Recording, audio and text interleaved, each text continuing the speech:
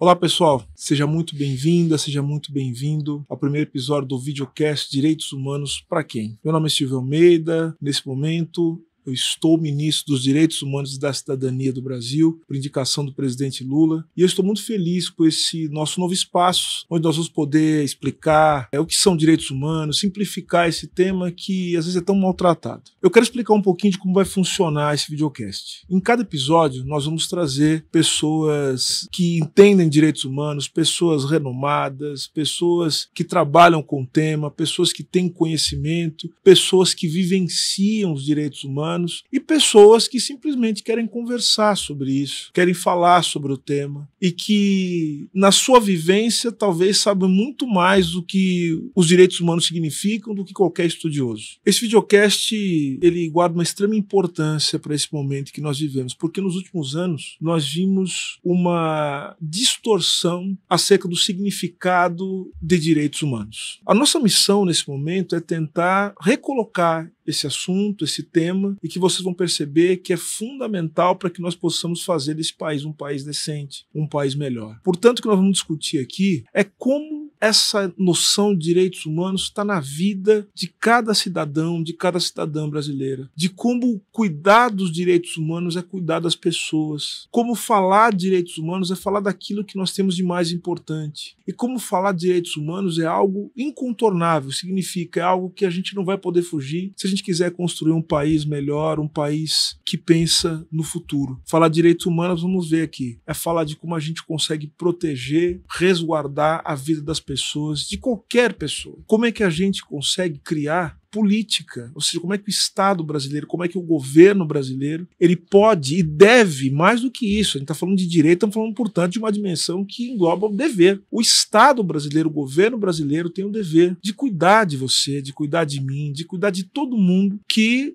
assiste esse programa e quem não assiste também. Esse é o ponto. É cuidar das crianças e dos adolescentes, é cuidar dos idosos, é cuidar das pessoas que estão em privação de liberdade. Falar de direitos humanos é falar também do cuidado que se deve ter com as pessoas que estão acamadas, que estão doentes, é falar das pessoas que estão em situação de rua, é falar dos defensores de direitos humanos, aquelas pessoas que estão lutando por um país melhor, mas que têm a sua vida ameaçada. Então nós temos o dever, e eu agora como ministro de Estado, eu tenho o dever de fazer com que isso seja possível, esse cuidado, mas eu também tenho um outro dever. Eu tenho um dever também de conversar com você, com o senhor, com a senhora, com todo mundo que me ouve agora. E, portanto, essa vai ser a nossa trajetória, essa vai ser a nossa ideia nesse programa. É poder conversar, é poder falar com todo mundo, com quem estudou muito, com quem não teve a oportunidade de estudar, mas que vivencia os direitos humanos, para aqueles que querem construir um mundo melhor. Então, me acompanhe nessa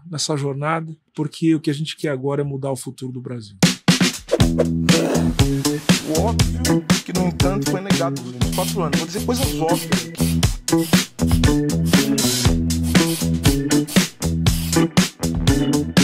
Então, nesse dia de hoje, eu trago uma convidada muito especial, é uma convidada que, por uma série de motivos, a gente vai saber de todos eles hoje, a trajetória se cruza com a trajetória desse que vos fala, ou seja, se cruza com a trajetória do ministro, na militância política, mas também nesse momento em que eu me torno ministro de Estado dos Direitos Humanos, eu quero começar a falar, portanto, com alguém que diretamente me auxilia nessa tarefa, que tem a responsabilidade também para com todos os brasileiros e brasileiras. Eu quero falar, portanto, com a secretária nacional de Promoção e Defesa dos Direitos Humanos do Ministério dos Direitos Humanos e da Cidadania, que é a Isadora Brandão. A Isadora é nascida em Salvador, ela é defensora pública do Estado de São Paulo há mais de 10 anos e é uma verdadeira militante dos direitos humanos. Eu tenho muito orgulho de tê-la à frente dessa secretaria que desempenha um papel fundamental na política de direitos humanos que a gente quer construir para esse país. Esse certamente é um episódio em que vocês vão perceber que a gente não vai conseguir falar de tudo que a Isadora tem que fazer, quais são as competências dela, o que ela tem que fazer à frente dessa secretaria, porque são muitas coisas, mas entre as principais questões que nós vamos trazer aqui hoje, eu quero falar de alguns temas que não só a pasta, ou seja, a secretaria que a Isadora conduz, tem como muito importante, mas que o governo do presidente Lula tem como pontos que são muito importantes e que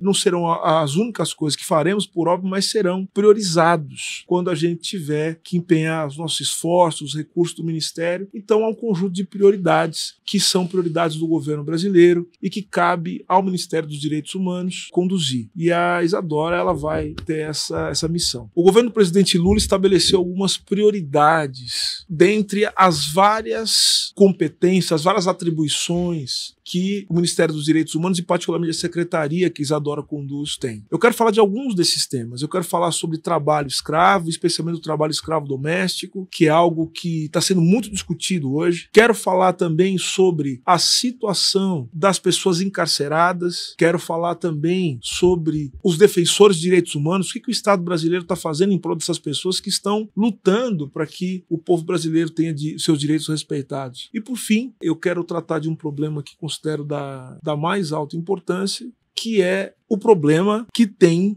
as pessoas em situação de rua. Eu quero falar desta questão, que é uma questão que tem sido muito discutida, que é uma questão fundamental para quem defende direitos humanos, como é que o Estado brasileiro pode proteger as pessoas que estão em situação de rua. Então, dito isso, eu queria dizer que você é muito bem-vindo, Isadora, muito obrigado pela sua coragem, né, de participar do Ministério primeiro e depois de participar desse primeiro programa, né, desse videocast. Então, eu quero dizer para você ficar tranquila, porque eu também não sou apresentador de videocast, mas eu vou, na verdade, queria conversar consigo, saber o que você espera dessa nossa jornada, né, juntos, né, que você aceitou. Eu sou muito grato por isso. Então, eu queria conversar um pouquinho com você. Eu vou fazer algumas perguntas, obviamente, sobre a sua pasta, mas eu quero também fazer algumas perguntas e que você vai inaugurar uma tradição que eu quero fazer também a todas as outras pessoas que por aqui passarem, né? Então, vou começar com uma pergunta, que eu acho que é a pergunta fundamental. Como é que você explicaria para o povo brasileiro que está nos assistindo agora, perguntas para você, que negócio é esse de direitos humanos? O que você responderia?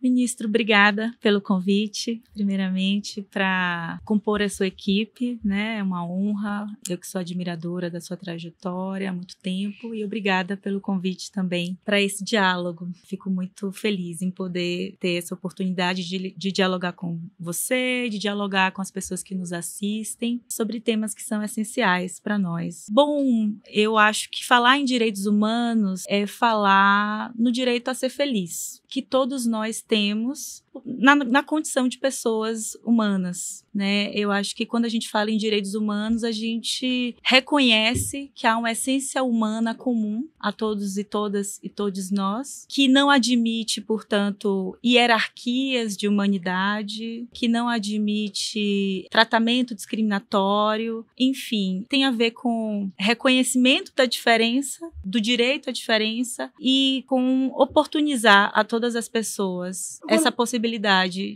Interessante. Eu vou muito sutilmente, eu vou te interromper algumas vezes, porque eu quero justamente tentar fazer com que a gente consiga fazer com que as pessoas compreendam.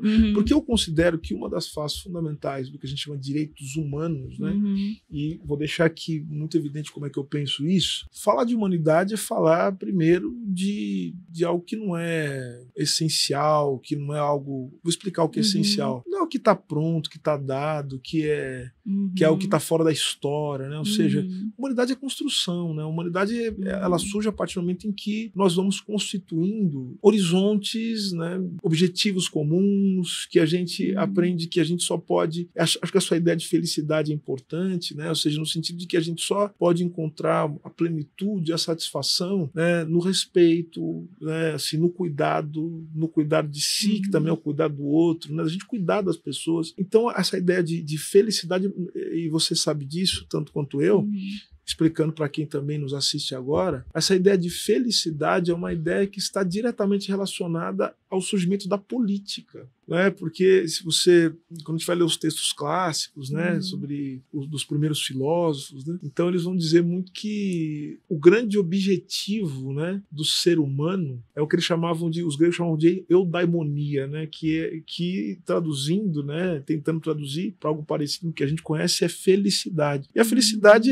é mais ou menos isso, ou seja, você conseguir ser o que de melhor você pode ser do jeito que você é. Só que essa possibilidade de você ser pleno, de você exercer aquilo que eles chamam de virtude, né, dependia muito das condições que você tinha de se relacionar com o outro. Então, ou seja, eu posso ter uma série de potencialidades, mas essas potencialidades eu só posso fazer o que de melhor, ser a minha melhor versão, se eu for respeitado pelo outro e se também o mundo der as condições para mim, né? Eu quero até falar depois, vou trazer aqui, vou dar até um spoiler, vou trazer a secretária das pessoas com deficiência. Então vejam, o que faz uma pessoa com deficiência ter dificuldades não é exatamente e fundamentalmente a sua condição, mas o mundo que não fornece acessibilidade, ou seja, o mundo se torna acessível, ele dá as plenas. Então a política é isso. A política é justamente essa ação, né, que, portanto, ao nos permitir a plenitude, a nos permitir, né, exercer o máximo da nossa potencialidade, faz com que, de alguma maneira, a gente possa ser a nossa melhor versão. E é curioso, né? Sendo a nossa melhor versão, a gente acaba se tornando também um exemplo para os outros, né? Então, acho que a política tem isso. Então, a sua ideia é muito feliz você trazer é muito feliz você trazer a ideia de felicidade, né? Que eu acho que é muito interessante. Então, já fica um ponto aqui para a gente refletir, né? Ou seja, não existe falar de felicidade se a gente não nos colocar nessa condição em que o respeito ao outro e a humanidade são fundamentais. E não existe falar de felicidade, de respeito ao outro, fora da política, que é justamente uma coisa que foi muito atacada no último período, né? Ou seja, a política para nós é muito importante, né? A política para nós é fundamental. Então, eu te interrompi justamente para fazer essa... E você acabou sofrendo com isso, porque você é a primeira convidada. Então, falando isso para você, eu já não preciso colocar isso novamente. Mas, veja só, você falou de felicidade, você falou de respeito ao outro, agora você falou de cuidado, salvo engano, né? E como é que você entende tudo isso dentro da sua secretaria? Ou seja, onde é que a sua secretaria traz a ideia de felicidade, cuidado? Porque eu sei que você trata de coisas duríssimas, né? Proteção a pessoas ameaçadas e coisas do gênero. Então, qual a dimensão política, qual a importância de cuidar dessa pasta da secretaria, ou dessa secretaria que você cuida fundamentalmente? Embora a gente parta dessa compreensão, né, de que todos temos uma essência humana comum, que todos temos direitos iguais, há um conjunto de pessoas que, por diversos fatores, ficam à margem, né, de um olhar e de uma atenção. Ou seja, há pessoas que, pelas condições econômicas, pelas condições sociais, pela condição de vulnerabilidade em que se encontram, elas estão totalmente invisíveis. E acho que um dos principais papéis da nossa secretaria é chamar a atenção para a existência dessas pessoas, né? Como você mesmo disse, né? A política não pode ser desvinculada dessa compreensão do que sejam os direitos humanos. A construção do que seja direitos humanos faz parte de um processo histórico e político. Há uma disputa política em torno dos sentidos de humanidade. Perfeito. De quem é humano, de quem não é humano. E ainda hoje há pessoas que estão à margem dessa linha de humanidade. Então, a gente pode falar, por exemplo, da população carcerária, que não desfruta, infelizmente, de um olhar empático da maioria da sociedade, que vê essas pessoas como não pessoas, como pessoas que não são titulares dos mesmos direitos que as demais. Agora, uma coisa, só para as pessoas entenderem bem. Então, quer dizer, se eu não reconheço essa ideia de humanidade numa outra pessoa, porque você falou de existência, qual que é a implicação de não reconhecer a existência de uma pessoa? Quer dizer, se eu não reconheço a existência dessa pessoa, do jeito que ela é, se eu não reconheço que ela é um ser humano, eu estou querendo dizer, então, que ela não é igual a mim. E se ela não for igual a mim, ela não tem o mesmo valor que eu. E se ela não tem o mesmo valor que eu, o que pode acontecer se algumas pessoas são consideradas de menos valor? O que acontece? Elas ficam privadas do exercício de direitos básicos, né? Resumindo, elas podem ser... Então fica mais fácil matar essas pessoas? Elimináveis. também, né? Matar essas pessoas, deixar as pessoas morrendo de fome.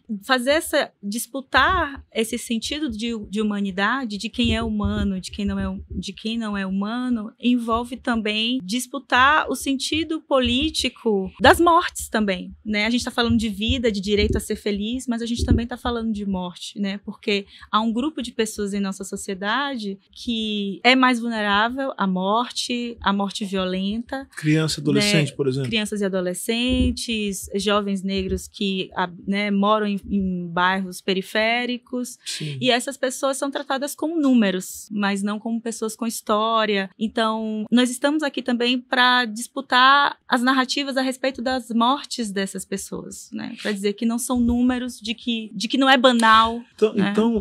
então, Isadora, você acha que é importante que... Então, acho que você deu uma coisa... Você falou de uma tarefa importante nossa aqui. Então, você acha que o governo brasileiro, o governo conduzido pelo presidente Lula, que é um homem de tanta história, né? É um homem cuja história ganha um significado incrível, né? Que foi um homem que veio numa condição muito difícil, né? Do Nordeste do Brasil. E quando a gente ouve as histórias, né? Isso dá uma humanidade, né? Para esse personagem, e ao mesmo tempo a grandeza ela está justamente na trajetória, né? Na história, né? Nas realizações. Agora você está querendo dizer o seguinte: a gente tem de alguma maneira uma tarefa no Estado brasileiro, que é de permitir às pessoas que têm uma história, porque, vejam, eu vou até conversar depois com a pessoa responsável pela pasta da criança e adolescente, mas eu acho que a sua pasta, ela tem todas as pastas se interconectam, né? Sim. E acho que a sua, ela tem um dever, né? Assim, acho que ela tem uma atribuição que é de dar as condições básicas para que as pessoas, primeiro, que elas possam ter uma história e que elas possam eventualmente contar a sua história, né? Ou seja, o Ministério dos Direitos Humanos e da Cidadania, acho que também por meio dessa secretaria, busca dar às pessoas o direito de contar e de ter uma história, é isso? Exato. Quando a gente ouve, por exemplo, as mães, né, de adolescentes, jovens assassinados em razão da violência policial, né, uma das primeiras reivindicações é justamente a de resgatar quem eram os seus filhos, né? Resgatar a memória dessas pessoas. E isso é um direito humano. Olha, também. Interessante. E isso é um direito humano, né? Ou seja, elas estão dizendo, não, essas mortes não são banais, essas pessoas tinham uma história, eram filhos, eram irmãos, eram maridos, eram pais. E isso é um direito humano, esse direito à memória, né? É nesse momento, quando você reivindica uma memória, em que você sai da condição de coisa, de número, de algo descartável, para a condição de ser humano. Então acho que acho que é importante a gente... Acho que a nossa primeiro momento é preventivo, né? Ou seja, permitir que as pessoas tenham e continuem tendo uma história. Ou seja, a nossa primeira tarefa é a luta contra a letalidade. Fazer com que as pessoas permaneçam vivas. Mas também há um desdobramento dessa tarefa, que é, caso não tenha sido possível impedir a letalidade, que nós possamos contar a história das pessoas que se foram, das pessoas que morreram. E isso... estabelecer a verdade das circunstâncias que provocaram a morte dessas pessoas. Então a gente está falando de memória e verdade, né? Ou seja, que são dois pilares, né, da política de direitos humanos. Isso é muito interessante, né? Eu queria agora falar um pouco sobre um tema, começando, né, as nossas questões temáticas, falar um pouco sobre um tema que você tem se dedicado bastante, né? Um tema que ganhou muito reconhecimento, que causa comoção, que é a questão do trabalho escravo, e mais especificamente do trabalho escravo doméstico. Então eu queria te ouvir um pouco sobre isso. O que o Ministério dos Direitos Humanos e da Cidadania... Vamos tentar conectar tudo para todo mundo que está nos assistindo agora acompanhar, né? Ou seja, Sim. O trabalho escravo, ele é uma forma de desumanização, no sentido de que ele transforma as pessoas em coisa, ele coloca um obstáculo que as pessoas possam contar suas histórias, interdita a história das pessoas. Para além da liberdade, que é algo essencial, você tem também uma interdição da possibilidade das pessoas, a gente começou falando disso, né? Das pessoas serem o que de melhor elas podem ser, né? Elas ficam projetos de vida, né? Exatamente, falta o trabalho escravo e o trabalho escravo doméstico. Você vai explicar a peculiaridade disso, a importância disso. É uma forma de impedir que as pessoas tenham um projeto de vida, que as pessoas possam ser mais, né, do que uma vida precária pode oferecer. Agora, fala pra gente um pouco do trabalho escravo doméstico. Como é por que esse tema é tão importante? Por que ele é uma pauta do Ministério dos Direitos Humanos e da Cidadania, sem prejuízo de falar que também outros ministérios tratam desse tema? Muito bom. Primeiro, ministro, eu acho importante para quem está nos ouvindo entender um pouco do que a gente está falando quando a gente fala de trabalho escravo na contemporaneidade, né? Não é o mesmo trabalho escravo do período colonial, né, por exemplo. Então, quando a gente fala de trabalho escravo hoje, contemporâneo, a gente está falando não necessariamente de situações em que as pessoas são tratadas como coisas do ponto de vista literal, né? Ou seja, não há necessariamente uma relação de propriedade formalizada em relação às pessoas, mas há uma relação de posse em que há uma total limitação, ou uma limitação muito significativa da liberdade daquelas pessoas, da sua capacidade de se autodeterminar, né? Então, isso envolve muitas vezes condições degradantes de trabalho, jornadas exaustivas, ausência de salário, né? Há muitas pessoas que ainda hoje trabalham em troca de um teto, em troca de abrigo, em troca de alimento, né? Então, são todas situações que podem levar à caracterização do trabalho escravo contemporâneo, porque são situações em que, em razão, né, de todos esses fatores, as pessoas deixam de ser consideradas enquanto pessoas, né? E é por isso que a gente fala que é uma violação de direito humano, porque não se trata de mera violação à legislação trabalhista, e não se trata apenas da prática de uma conduta criminosa, que também né? Explorar o trabalho análogo à escravidão é um crime previsto pelo Código Penal brasileiro. Mas se trata essencialmente de negar a uma pessoa a possibilidade de construir de forma autônoma o seu projeto de vida, né? Por isso que a gente fala que a exploração do trabalho escravo é uma violação de direitos humanos, proibida internacionalmente, e é por isso que a gente sempre fala da necessidade de erradicar, né, o trabalho escravo. Não se trata de combater apenas, né? É um fenômeno que precisa ser erradicado por ser totalmente incompatível com a democracia, com respeito aos direitos humanos. Em relação ao trabalho escravo doméstico, a gente tem um recorte importante.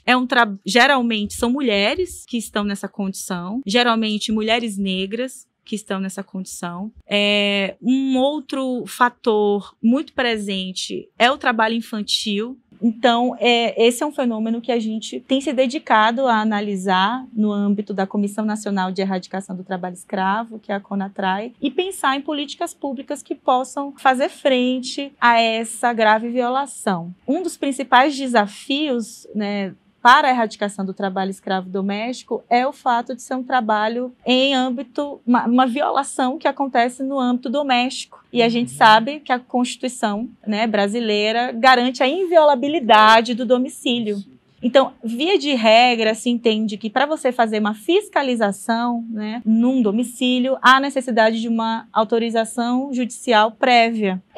Uma autorização judicial prévia que muitas vezes é difícil de obter, porque muitas vezes a própria dinâmica privada do lar impede que se tenha acesso a informações seguras sobre a relação de exploração que acontece ali dentro. Então, geralmente são relações de exploração que se dão num ambiente de muito solitário, de muito isolamento. Muitas vezes essas trabalhadoras têm laços familiares, comunitários rompidos, justamente porque entraram naquela dinâmica muito jovens. Então, é um desafio muito grande lidar com esse problema da exploração do trabalho escravo doméstico, né? Mas nós estamos muito empenhados em pensar em respostas para isso. É sobre isso que eu ia comentar. O que a gente tem como horizonte, o que a gente tem como possibilidade para enfrentar esse problema, sendo muito prático. Uma pessoa que queira denunciar isso. Como é que a pessoa faz para denunciar e quais são as medidas que podem ser tomadas ou que estão em projeto pela secretaria, pelo ministério, de uma maneira geral, para que a gente possa se colocar de maneira rigorosa, né, contra isso? Recentemente nós lançamos um canal, né, do Disque 100 para denúncias, né, para veiculação de Disque denúncia. 100. Exato, né? Acho que o Disque 100, que é o canal da Ouvidoria Nacional de Direitos Humanos, é um canal importante, eficaz para canalização dessas denúncias, porque a trabalhadora, a vítima, ela pode, né, com uma ligação no celular, com uma mensagem de WhatsApp, informar a sua condição, fazer uma denúncia. Agora tem um desafio anterior a esse, que é permitir que essas mulheres se reconheçam na condição de trabalhadoras escravizadas, porque nem sempre acontece isso. Há uma naturalização tão grande, né, desse tipo de exploração de mulheres negras, né, para exercer esse tipo específico de trabalho em nossa sociedade, né, que dialoga com o nosso passado e nossa herança colonial escravista, que muitas vezes a própria vítima ela demora a perceber que ela está no contexto de uma relação de trabalho abusiva, ilícita, né? Então, acho que uma outra dimensão fundamental é a educação em direitos humanos, e essa também é uma frente de trabalho para a gente.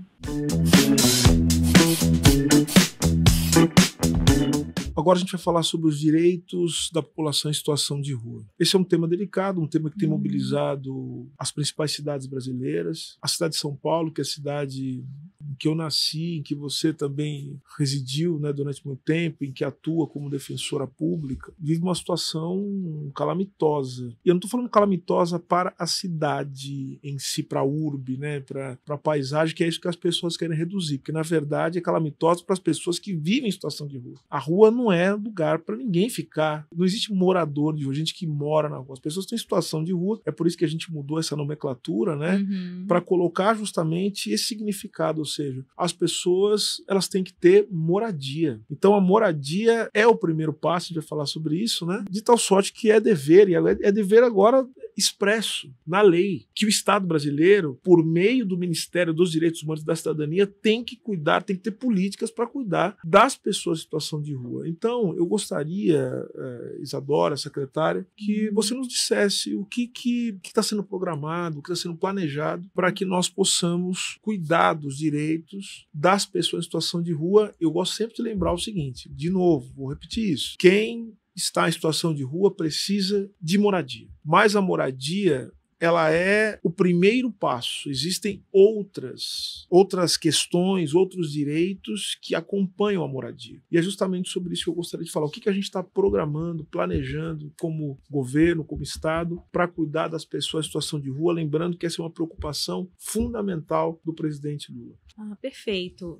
Nós temos nos dedicado, ministro, intensamente com o apoio de vários ministérios, né, como o Ministério da Saúde, do Desenvolvimento Social, Ministério das Cidades, Ministério da Justiça, a desenvolver o Programa Nacional Moradia Primeiro. Né? Moradia Primeiro. Explica isso aí. O que é o Moradia Primeiro? Exato. Ele parte, né, primeiro é uma metodologia desenvolvida internacionalmente, né, e que agora a gente está incorporando, considerando também as adaptações necessárias à realidade brasileira, né, e que aqui recebe esse nome Moradia Primeiro. Qual a premissa do programa? A premissa é a de que a primeira necessidade de uma pessoa que está em situação de rua é acessar moradia. Parece óbvio, né?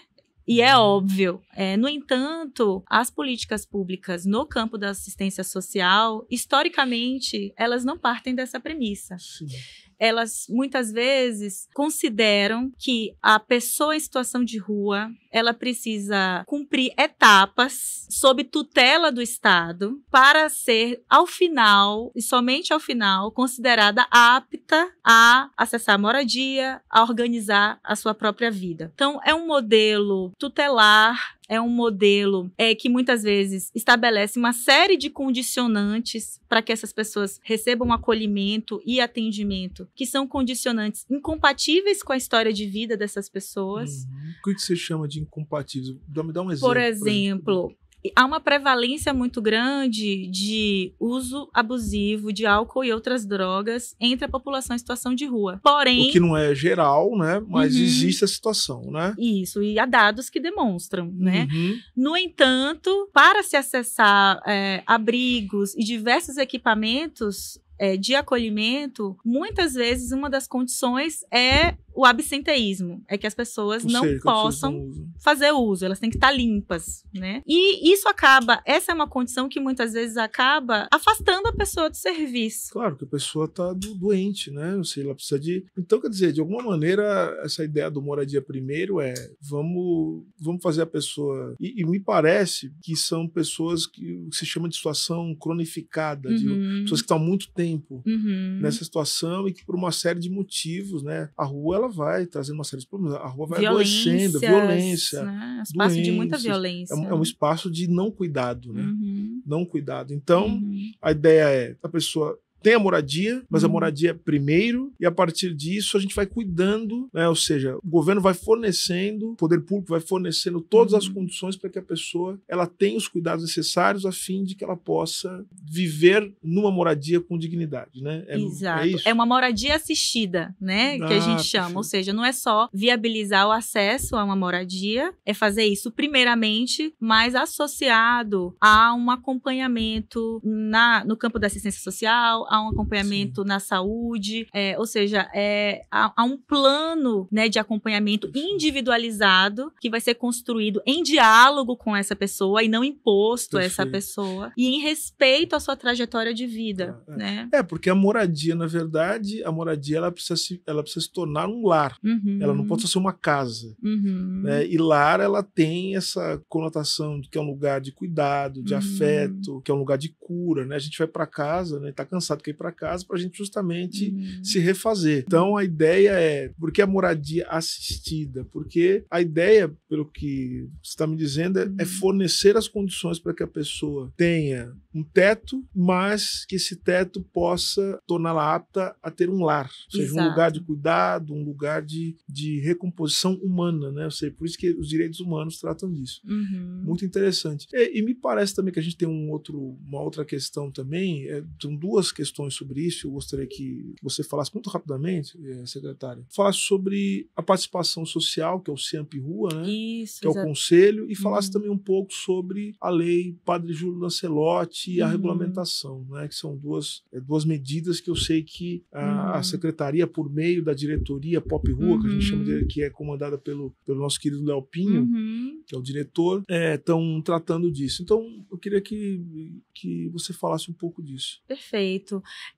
Bom, uma das ações que foram tomadas, né, pela Secretaria, por meio da Diretoria de População em Situação de Rua, já nos primeiros 100 dias de governo, foi justamente a reativação do CIAMP Rua, né? O CIAMP Rua é o Comitê Intersetorial de Acompanhamento e Monitoramento da Política Nacional para a População em Situação de Rua. E agora a gente retoma o CIAMP com uma composição mais ampliada, com possibilidade de participação dos movimentos sociais da população em situação de rua, porque antes a participação da sociedade civil era restrita a entidades que atuam com o público, né? E agora a gente garante a possibilidade das pessoas com trajetória de rua participarem diretamente dos movimentos. Exato. Isso é essencial, né? Isso é essencial, que os sujeitos destinatários da política possam participar da formulação das políticas que vão lhe atingir. Exato. Então isso é essencial para uma mudança, inclusive, de mentalidade em toda Agora, o que esse comitê vai poder fazer? Esse comitê, obviamente, não é uma reunião, não é para ficar só conversando, é para formular política pública. Então, como é que funciona esse comitê? O papel do comitê é avaliar como a política nacional para a população em situação de rua está sendo implementada, identificar lacunas, identificar falhas na execução da política pública e contribuir com o processo de avaliação, de monitoramento e aprimoramento da política, né? Então, é por meio dessa participação social. Perfeito.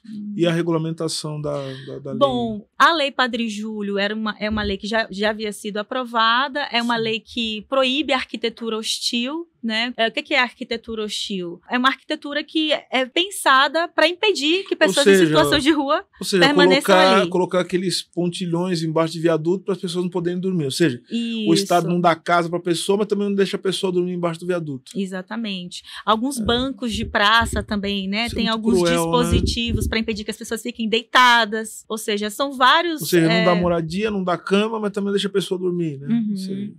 É isso. Então, agora a gente tem trabalhado na elaboração de um decreto, né, que vem para regulamentar a Lei Padre Júlio e, nesse sentido, especificar, né, de fato, o que é essa arquitetura hostil e as consequências do seu emprego. Regulamentar quer dizer tornar a lei aplicável, porque você tem vários municípios do Brasil que vivem em realidades diferentes, então é preciso que, até mesmo para que as autoridades, né, municipais possam saber como aplicar a lei. Então o Ministério vai fornecer uma espécie de quadro, né? Sim.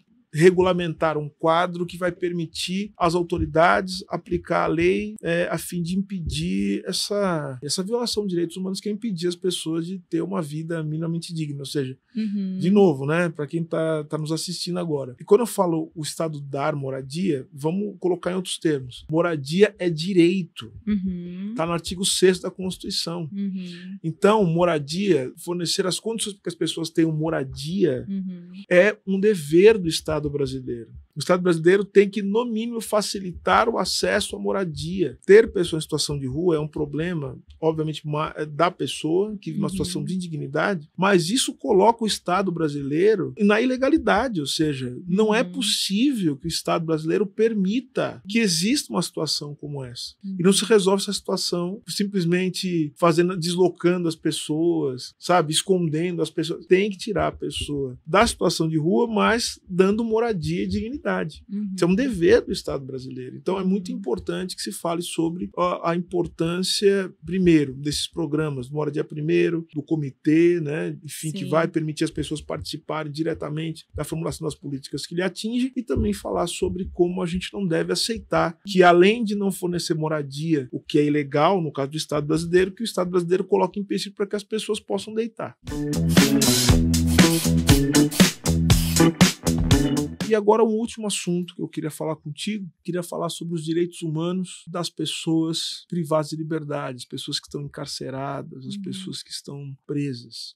Esse é um tema muito delicado, é um tema que certamente as pessoas aproveitam, né, porque existe um quadro de violência no Brasil por uma série de motivos, e a coisa mais fácil que se pode fazer é você, ou parte da população brasileira, dirigir todo o seu ódio às pessoas que estão privadas de liberdade, as pessoas que estão presas. Só que a gente precisa dizer uma coisa aqui, acho que é muito importante. Direitos humanos, a pessoa fala direitos humanos para pessoas, de bem.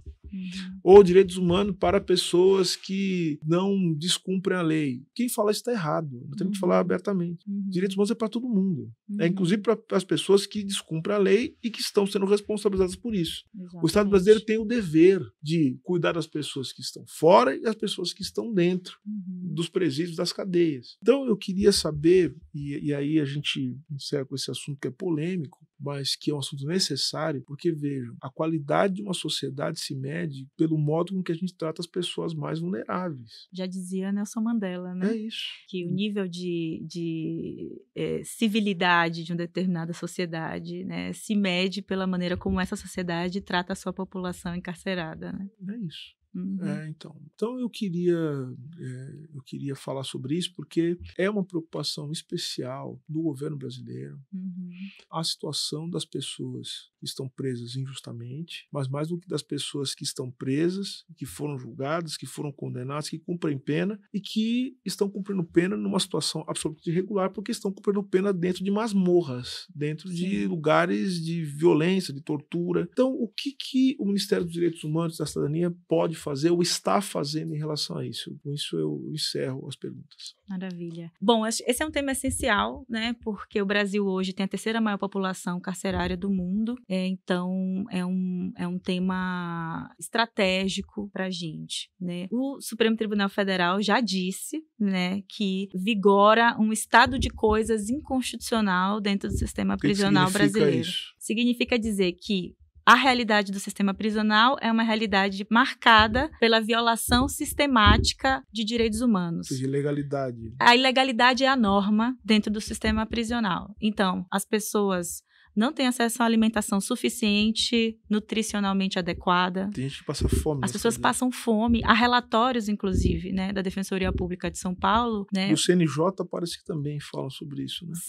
Sim. Há relatórios, não só das defensorias, do CNJ, do Mecanismo Nacional de Prevenção e Combate à Tortura. Que é uma estrutura do Ministério dos Direitos Humanos da Cidadania, né? Exatamente, e que integra o Sistema Nacional de Prevenção e Combate à Tortura, indicando que há pena de fome em muitos presídios brasileiros. Eu ouvi falar de água também. Tem... Racionamento de água, né, é também uma realidade presente. As pessoas convivendo com percevejos, condições absolutamente insalubres, além das denúncias de tortura, né, que também são, infelizmente, frequentes ainda hoje. Então, os desafios são inúmeros, né, quando a gente está falando do sistema prisional. Parece que tem, inclusive, condenações, né, em acordos internacionais ou medidas cautelares, não condenações, mas medidas provisórias que eles chamam, né, medidas provisionais. Né? O que o Ministério dos Direitos Humanos da Cidadania, a Secretaria, tem projetado para isso?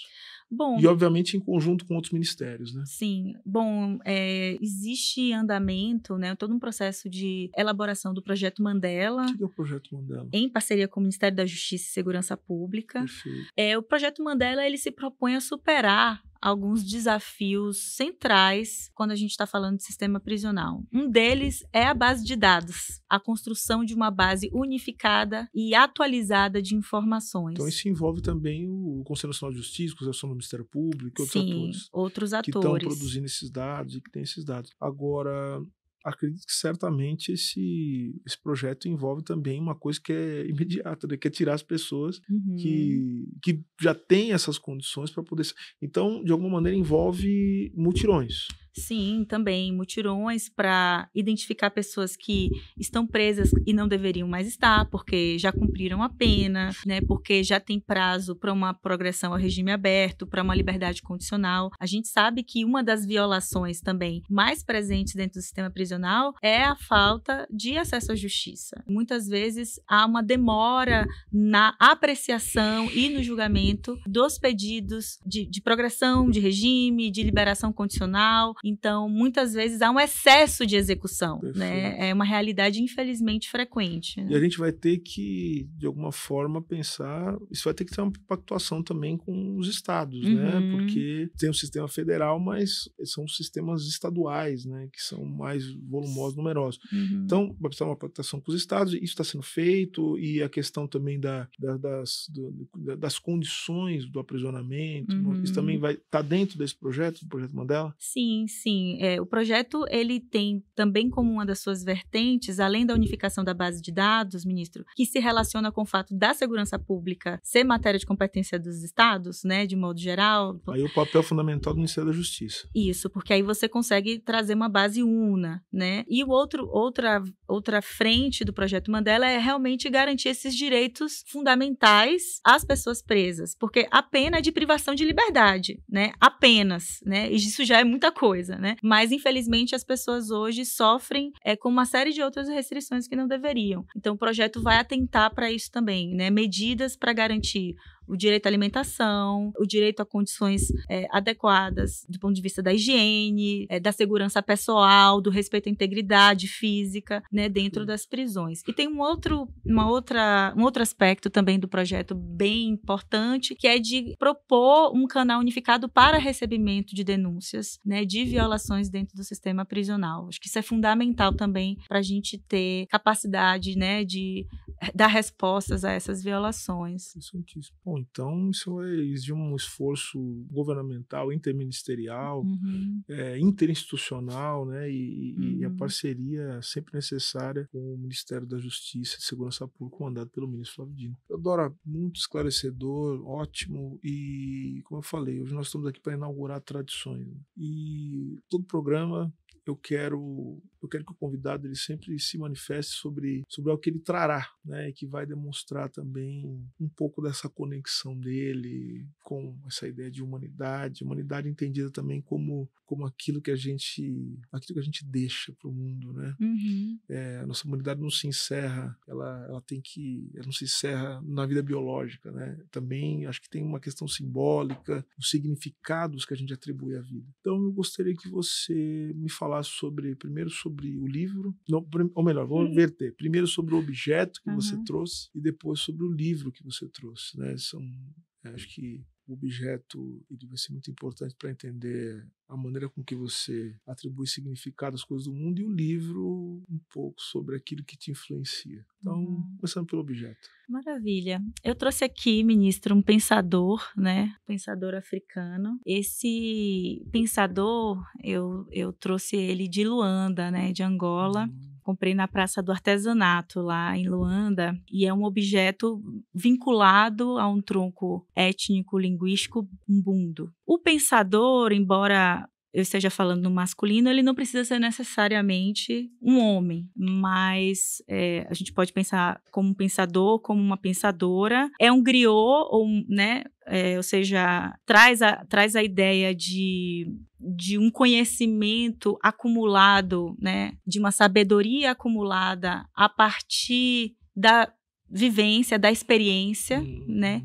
E isso, para mim, é muito interessante. Primeiro, pensar a ideia do conhecimento associada ao continente africano. Eu acho que isso é fundamental para a gente que está falando de direitos humanos, porque por muito tempo os povos africanos foram narrados como povos sem história, sem capacidade de produzir conhecimento, e isso inclusive justificou, né, uma série de violências, o próprio empreendimento colonial, e continua até hoje a afetar as nossas existências enquanto pessoas negras, né? Então, eu gosto de pensar dessa ideia, né? Desconstruir essa concepção, né? De que não há conhecimento em África, de que pessoas negras não estão aptas a contribuir, né? Com o que de mais genial a humanidade pode oferecer. Inclusive, é interessante pensar, né? Como no século XIII, a gente tinha no Império do Mali, né, no Ocidente africano, uma carta mandinga, que era uma carta que já ali anunciava o direito ao meio ambiente, a educação das crianças como uma responsabilidade coletiva, uma carta que condenava a violência contra a mulher, que previa o direito das mulheres à participação no espaço público. E esse é o tipo de... A Carta Mandinga foi tombada pela Unesco, mas poucos conhecem a Carta Mandinga. E a contribuição, inclusive, dos povos africanos para a construção do que se entende, do que se convencionou chamar de direitos humanos. Então, eu acho que o pensador, ele me mobiliza a pensar, né, sobre uma construção ou uma concepção ainda ocidentalizada de direitos humanos, né, que pensa direitos humanos só como uma construção do Ocidente, da Europa, né, associada à Revolução Francesa ou à luta por independência nos Estados Unidos, mas que muitas vezes não considera que os direitos humanos também têm sido produzidos, né, e esse valor, né, de humanidade comum, ele também tem sido produzido a partir de africanos, e não só asiáticos, indígenas e tantos outros povos, né? E eu gosto dele também porque tem a ver, ele também traz essa dimensão, né, de que o conhecimento como algo que todos nós possuímos, né? O conhecimento não está na academia, o conhecimento ele não é apenas o conhecimento formal, o acesso à educação formal, né? Mas o conhecimento como algo que todos nós possuímos, né? E acho que trabalhar com direitos humanos também tem a ver com isso, né? Reconhecer que todos nós temos algo a dizer sobre direitos humanos, né? Que todos nós temos uma contribuição a dar na construção, né, desse projeto utópico, né, de uma humanidade em que as pessoas sejam igualmente livres, né? Então, enfim, o pensador tem a ver com tudo isso. E o livro? O livro, eu trouxe aqui o livro chamado Um Defeito de Cor, né? que é um livro da Ana Maria Gonçalves, que é uma escritora negra, né? Então isso já diz também sobre o que me influencia, né? Do ponto de vista político, do ponto de vista da militância em direitos humanos, né?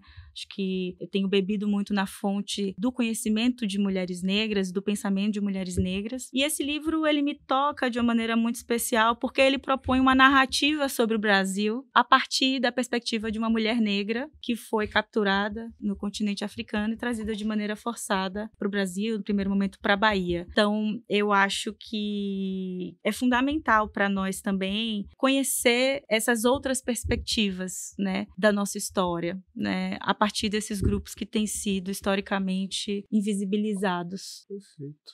Secretário, muito obrigado pela sua presença. Foi uma honra poder tê-la aqui nesse primeiro programa, nessa primeira experiência, né, com esse videocast que, evidentemente, é um projeto do Ministério dos Direitos Humanos e da Cidadania para poder fazer com que as pessoas saibam o máximo possível o que a gente está fazendo. É um dever nosso, primeiro como servidores públicos que somos, mas também um dever daqueles que trabalham com direitos humanos, porque a comunicação é um elemento fundamental de qualquer política de direitos humanos. Então, fica aqui o meu agradecimento, que nós possamos continuar esse trabalho. Obrigada, Tá ministro. muito obrigado. Foi um prazer. Quero agradecer também a você que nos assiste e não esqueça, aquela coisa de quem está no YouTube, né? Não se esqueça de deixar seu comentário, curtir, compartilhar esse vídeo com seus familiares e amigos, lembrando que direitos humanos são para todas as pessoas. Por hoje é só, até o próximo vídeo.